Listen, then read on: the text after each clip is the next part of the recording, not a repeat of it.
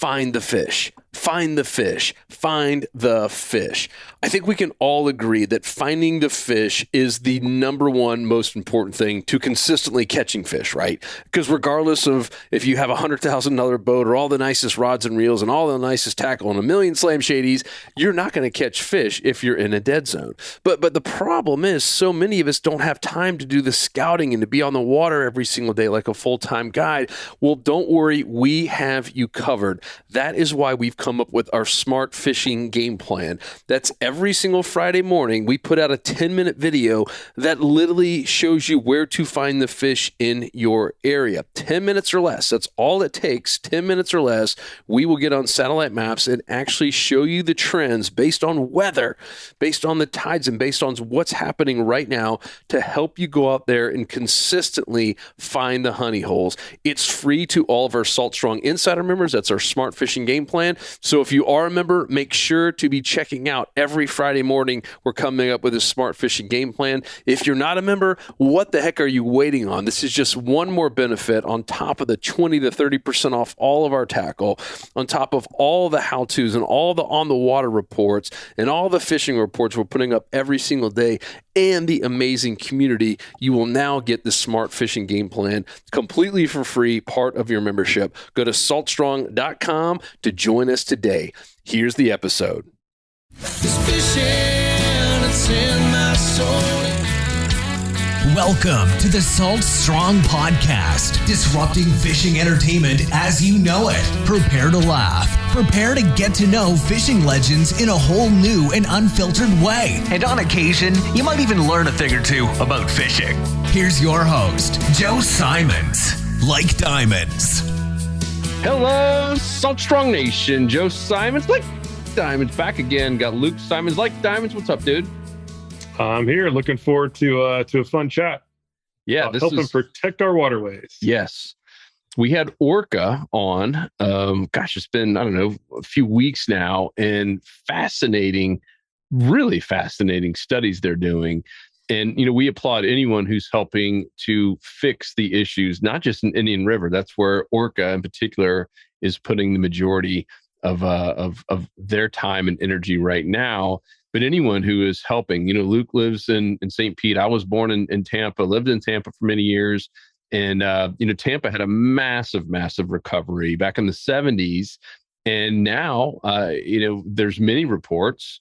And if you live in Tampa, you know what I'm talking about, where areas that just even 10, 12, 13 years ago had seagrass. And now it's starting to die off there as well. It's definitely not as bad as Indian River Lagoon, but it's certainly not good. And it should be alarming.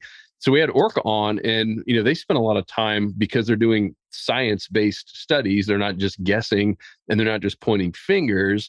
And they talked about the residential canals and how we as humans, we want to blame people. I mean, it's just it's natural. Like we all want to say, hey, it's this group or it's this group, and they've done all this, and this is dumping, and this is hurting the pollution and.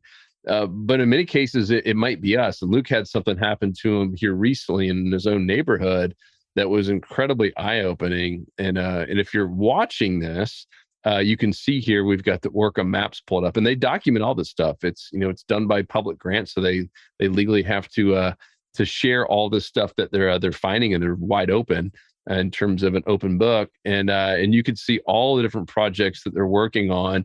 And this is, if you're listening, this is color coordinated. And in two of these trees, one is for nitrogen and one is toxicity, and the other one is phosphorus. I mean, it's very clear that everywhere there are residential houses and or canals, those tend to be some of the hot spots. So we're going to talk a little bit about just, storm drains and runoff and all that. And so Luke, talk about what you saw in your own neighborhood, and you kind of went on a little you put on your investigatory journalist hat and talk about what you found. Yeah, I mean, what I found is it was just an eye-opening example of how just we have a lot of control, as really anybody who lives within really a couple of miles of the waterways has a lot of impact on the waterways, and the closer you get, the more of an impact it has. So I'm living on a canal system, and so both sides of the street have water behind it, and that empties out into a saltwater estuary. And I was walking Otis, it was just last week, walking Otis, and I can smell some like chemicals, and there was some runoff on the side of the street, you know, in that little gutter that going on the side of the street, which was then going into the actual, you know, the actual drainage system. And I on the edge of the property that I'm on, it has a pipe from that drainage system out into the canal.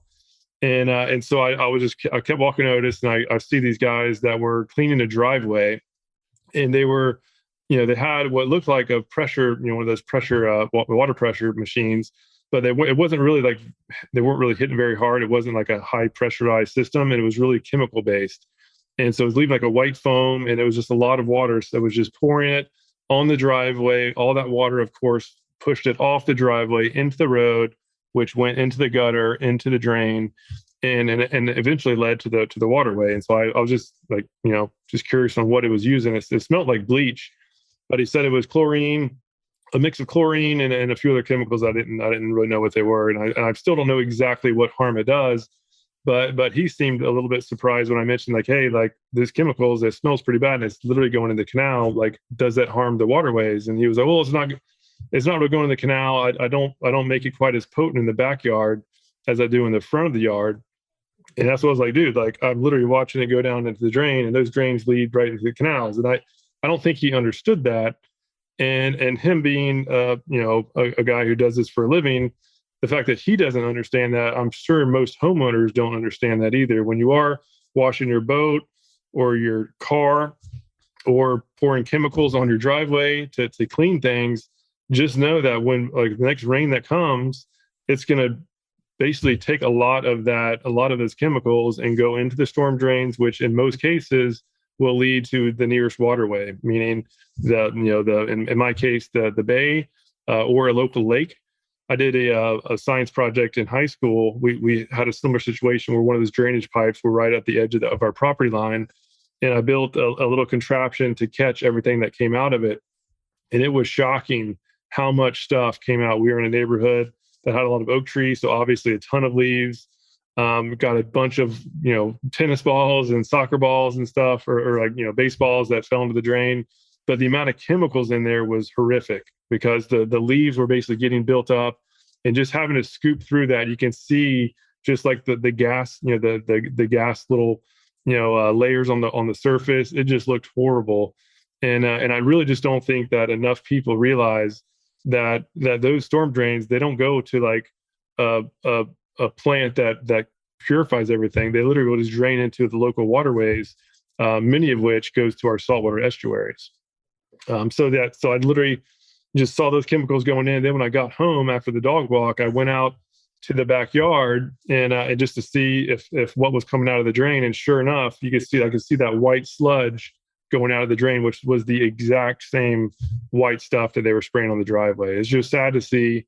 And so I was just, you know, again, just kind of curious to see what it was. And he was like, well, I like to fish, so it's not that big of a deal. Plus we do like all these houses around here, and this is what everybody else uses too. And so I was just like, man, that is not good. And sure enough, now that I know what the truck it is, I've actually literally been seeing them in these neighborhoods pretty much every day. So and again, it's not just this one group, all right? They're all doing it, but I just don't think that enough homeowners even understand the impact. And if they did, they might elect like this is the cheapest way to clean the driveways. You just pour the chemicals. Doesn't take as long as an actual pressure cleaning without the chemicals. But I think if homeowners actually understood the difference, I assume a majority of them would probably elect to do the little bit more expensive route to not have all this chemicals go out into the driveway or out into the canal system. Yeah. So from what I've gathered, this chemical, this mixture of chlorine and bleach and a couple other things, I mean, it's literally burning the layer off, right? It'll take any dirt, debris, anything that you normally pressure wash off of concrete. It's literally stripping it.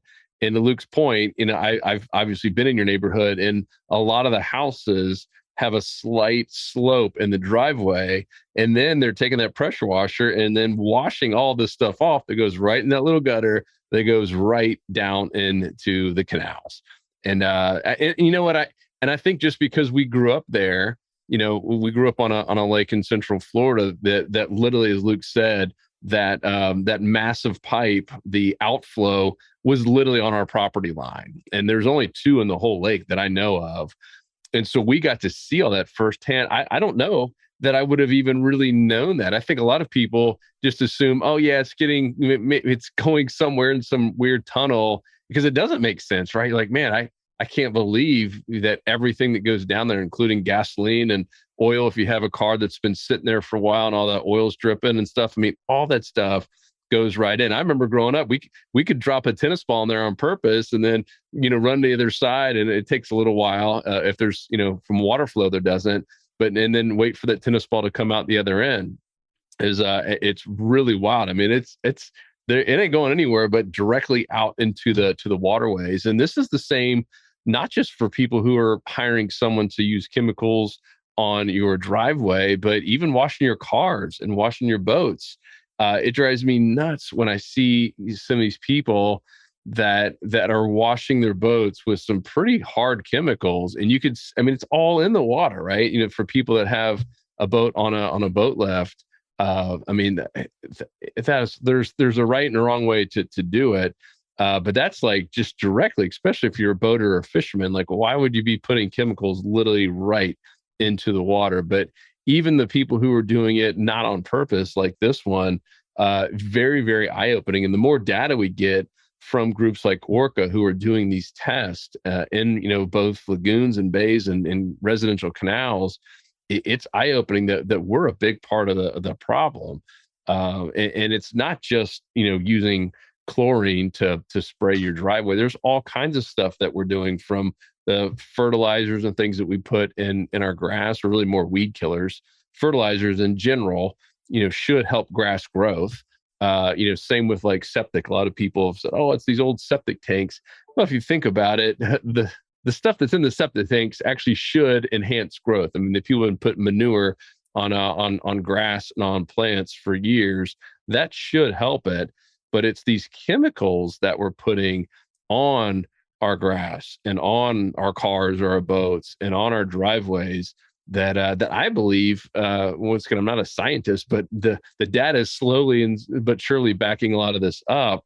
That is a big problem to everything that we're experiencing. I don't think we're the smoking gun per se, but I think we're all really responsible for this. As Luke said, the kind of the closer you are to the water, the more everything you do on a day-to-day basis is impacting it. And that doesn't mean that only the houses on the actual canal or the water are even contributing. The houses across the street, and even 2 down, could still be contributing, right, Luke? In our neighborhood, or more than that, yeah, our neighborhood it was probably like 5 or 6 streets of going away from the lake. All of those homes drained into that same lake. So even if you're within a couple miles, but even again, everything will just flow downhill, and the Gulf of Mexico or Atlantic is basically the end of the hill for all Floridians. Yep. So at some point, unless it's a closed lake system, at some point it's going to end up in our saltwater estuaries. And Joe mentioned the fact that like the Tampa seagrass, it has, you mentioned 10-year time span. It's really gone downhill and much quicker than 10 years. I've been in St. Pete for just 2. I was in Tampa 4 before that. And in that short time frame, it's been just shocking to see how quickly the grass has been dying off. It's just really sad. And again, I think a big part of it is just, I think a lot of people just don't really understand that anything being poured on the driveway is pretty much going to end up in the canal. Like that guy in particular, he mentioned, oh yeah, we don't put this stuff on seawalls anymore because it was going straight in the water, like in the canal. And I was like, no, like what you're doing now is going straight in the canal too. And just the fact that it's the front yard doesn't mean it's not going to go in the canal. And he told you that they go more heavy on the chemicals on the front yard, right? Yeah. And in reality, the front yard has a much easier path to get in the canal than the backyard. That would, from a patio, would have to go through a bunch of grass, assuming that this grass backyard. Whereas when it has all cement to travel down, it's going to go straight in there, no problem at all. So anyhow, again, it's not that this is the only group doing it. I'm sure there's a ton. The biggest reason for this is just to inform people that, hey, like what you're putting either your front yard or your backyard, even if you're not on the waterway, is going to end up in some waterway. So just make sure to be to be mindful of what chemicals are being used and use as few as possible. Like for me, cleaning the boat, like the Maverick, I literally went probably 3 or 4 years without using any chemicals at all. I would just use water, just normal hose water with a scrub brush. And then I would just, do some spots on if I did have some issues. And then maybe like once a year or two, I'll do like a deep clean. And the thing looks brand new. Like you definitely do not have to use heavy chemicals on every single trip. Even going to some local marinas, it's just really sad to smell, like literally smell bleach. I mean, a lot of people just kind of take the lazy route. I'll go ahead and say it. The lazy route to try to clean up a spot and literally put bleach on it, and that will of course will end up right in the waterways as well, which clearly would not bode well for our seagrass. Yeah, I mean, just get a little aquarium, put a few fish in there, maybe a little grass, and put some bleach in it. You don't even need much, and all of a sudden, everything in there will start dying. I mean, these chemicals, a lot of people say, oh, they're super diluted, and that really shouldn't impact it. It does. Even cleaning your car. I know you were talking about this earlier, doing it over grass, because that does absorb. Even if you're not using hard chemicals in your car, which many of you probably shouldn't, but all that stuff, there are little chemicals. If you look at active ingredients, even some of the stuff you're using to wash your car, I mean, all that stuff, if you're doing on a driveway, is going right down to that little gutter, whatever you want to call it, gully. And then usually at some point it's hitting some kind of waterway. And I really do believe most people don't know it. And so I would investigate it yourself, start at your house and kind of move downhill, right? We know the water is going to go downhill when there is rain, or enough water where it just keeps pushing it, and just follow it, see where it goes, and do some investigating yourself. In the state of Florida, there's a really, really high chance that it is going out into some lake or other body of water where there are fish, there is grass, and there are things that we don't necessarily want dying and having to be flooded with a ton of chemicals. Yes, I forgot about your high school project on that. But yeah, it was like chicken wire. It was like chicken wire, and the force was so strong that the first time we did it, it actually ripped it off. Like it was chicken wire around this big old pipe, and it's just there's just a lot of water that comes through those drains, and it just takes with it whatever goes down the drain. So whether it's oil from the gas, or some chemicals that were just used, or some kid's favorite tennis ball or whatever, it's gonna go right through there. But you know what Orchid said, one of the biggest issues right now is this black muck. It's all over the lagoon, and many of these residential canals are right outside of them. And do you remember what we had, Luke, in that little area? It was the nastiest muck you've ever seen in your life. And that's just from years and years of this massive, massive storm drain. And the one that like we could get in it, kind of big, and it's pushing out all this water and leaves that are covered in, like, you could see the little, when gasoline hits water. I mean, it was just, that whole area was nasty, and then it would settle. And it was just this like massive area right off the side of our house. Like you did not go over there. Like it was absolutely disgusting. And it was just thick muck. Like you would just sink down to the bottom in it, type of muck. And it was interesting how she was describing the same thing that's happened there in Indian River. And like, it's so thick, like they can't pump it out fast enough. Like they can't get rid of it. And it's like, over time, it just keeps getting like worse and worse. And it's almost like just a tar. I mean, it is, and it smells horrible too. So, I mean, it's so crazy. All these memories of growing up on that lake and seeing it, it's crazy, the irony. And that was all from that one drain that was coming straight from the road. Pretty wild. Yeah. And also too, I mean, that lake used to be really clear when we moved there. Like going in between Lake Link and Lake Otis, the two main lakes. I mean, You can see the bottom, and you can see it pretty well in like 6-7 feet of water. And just over time, as it got more and more developed, it ended up getting murked up. And again, a big reason is just all that runoff, all that stuff in the runoff. Especially drives me crazy when people are raking leaves or whatever, and just not, instead of bagging it up, they rake it into the road or blow off the driveway into the road. You're literally just throwing it right in the waterways, and it's just not good. So just be mindful of that. Just know that those drains don't go to some facility that cleans it all up, it'll almost always go straight into to a local waterway. And if you don't want to be swimming in it personally, I would recommend not using it, because you'll eventually be swimming in it once you go into the local waterways. And it was just sad seeing. It was shocking, I should say, seeing that the sprayer guy didn't really realize where that stuff was going, and knowing that he didn't, the homeowner surely didn't as well. So really more of like a public awareness type thing. Yep. And if we're wrong too, let us know. We're definitely not scientists. We just wanted to shed some light on what we think is an important topic, and be happy to get any constructive criticism. Yeah. Well, it doesn't take a scientist when Luke's walking his dog, sees the stuff that the guy basically said, hey, this saves me 4 hours per driveway, right? So that's their mindset, is instead of pressure washing it the old fashioned way and getting all the stuff off, he literally just pours these chemicals on there and it cuts his time. I mean, it's a big deal, right? 4 hours versus one. I get it as a business owner. I get that. But if that guy didn't realize that stuff's literally going right in the water, and you were able to investigate it and follow it, so we know where it was going out, like, all right, that's literally my canal. I see where this stuff is dumping out right near my house. And you said, I mean, you've now seen this truck and some other ones all over your neighborhood almost every day. So this is not just like one house doing it. Everyone's like, oh, I want my driveway to look beautiful, white and clean. And you should. But maybe just go the old fashioned way and pressure wash it. Have you talked to any other homeowners? Like, have you mentioned this to anyone that you've seen? No, not yet. Again, this all just happened, and it really wanted to do a little bit of research. But so far, all that I've seen is that that chlorine and such chemicals are certainly not good for the estuaries. And again, seeing some research too, I never really thought about it, but even recommended for washing vehicles is to do it over grass and not do it on the driveway, knowing that everything's just going to wash off much faster.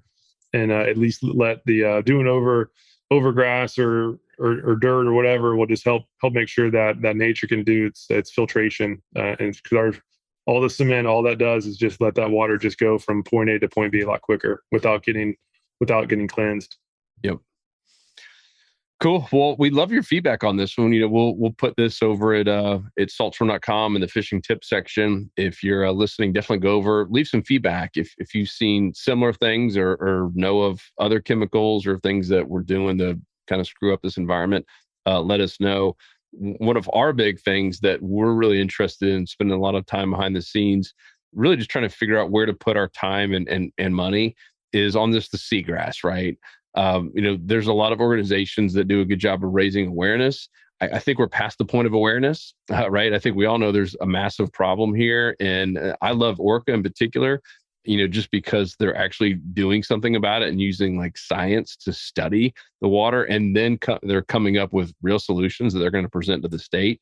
And so if you guys know of any other good groups, especially ones like Orca or anything similar that are really going after seagrass. And to me, the answer isn't just planting more seagrass. I mean, if you talk to the guides that are involved with some of that, it's awesome. And yes, we need to be planting more seagrass. But the bad news is in this area in particular, it's dying. I mean, the old seagrass is dying, and anytime they plant new seagrass, it's dying. So there's got to be some type of chemical that is killing this grass. You can't just keep planting new stuff if it continues to die at some point. Like, all right, we're just literally wasting our money here. We got to find out what this problem is. And I don't think it's this guy that's putting the chemicals on driveways, but if that's combining with something else that's just making this basically deathly serum that's going around and killing all the seagrass, that's what we have to stop. And then, and only then, can you really plant more seagrass and have it thrive. Right. I mean, this is a massive, massive, massive problem. And it's not just planting more oysters and more seagrass, more mangroves. All that stuff helps. But at some point, you gotta really clean the water and figure out what is poisoning this stuff to the point we can't even keep the new stuff alive. And I don't know the answer. I don't know that anyone does just yet.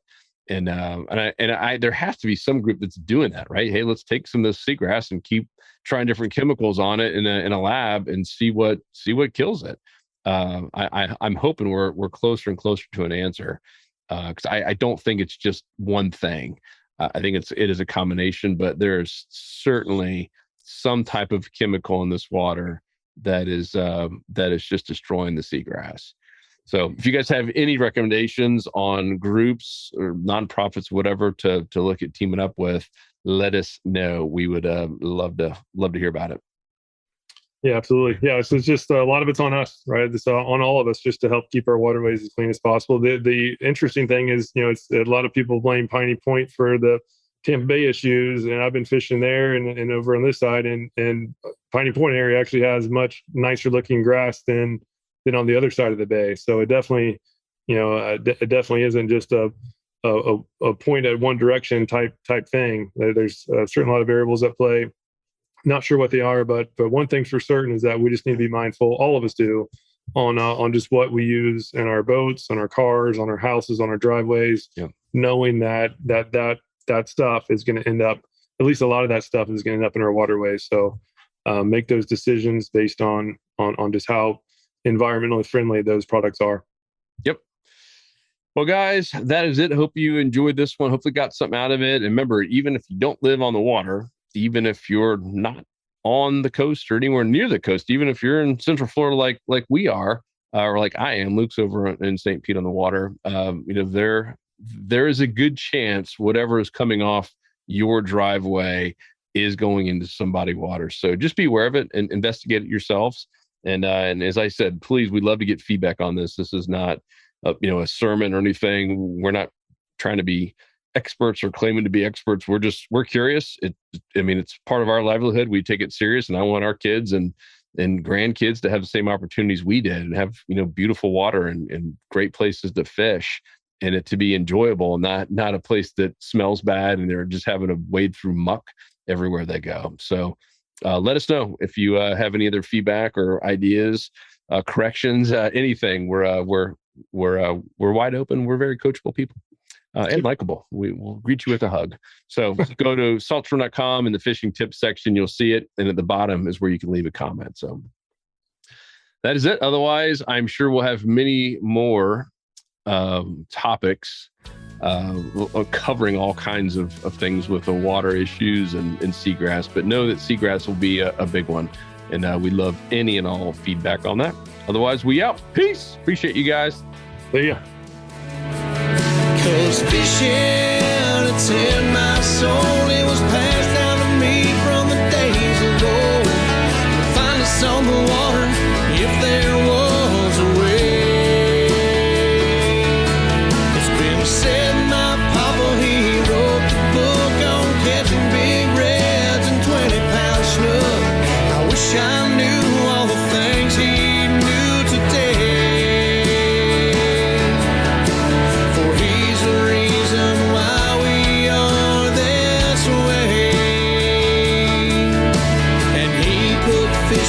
So